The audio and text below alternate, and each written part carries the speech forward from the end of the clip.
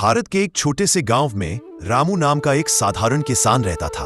उसकी दुनिया थी 2 बीघा जमीन, एक छोटी सी कच्ची झोपड़ी और उसकी पत्नी गौरी, जो हमेशा मुस्कान के साथ हर मुश्किल का सामना करती थी। रामू मेहनती था, लेकिन किस्मत जैसे उस पर मेहरबान नहीं थी।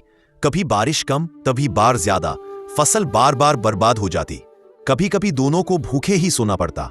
गांव वाले कहते, रामू छोड़ दे खेती, यहां कुछ नहीं रखा। पर गौरी हमेशा रामू का हाथ पकड़कर कहती, अपनी मिट्टी कभी किसी को खाली हाथ नहीं जाने देती। एक दिन बारिश ना आने से फसल फिर खराब हो गई। रामू बेहद टूट गया, पर गौरी ने हिम्मत नहीं हारी।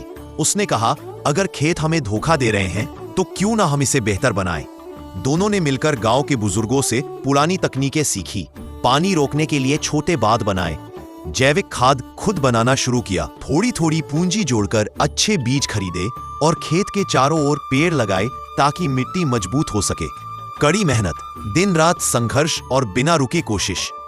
आखिर वो साल आया जब किस्मत ने करवट ली।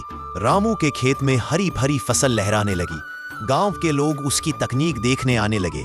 रामू ने अपनी कमाई से गांव के किसानों के लिए मुफ्त सलाह शुरू की। धीरे धीरे उसकी जैविक खेती की पहचान पूरे जिले में फैल गई।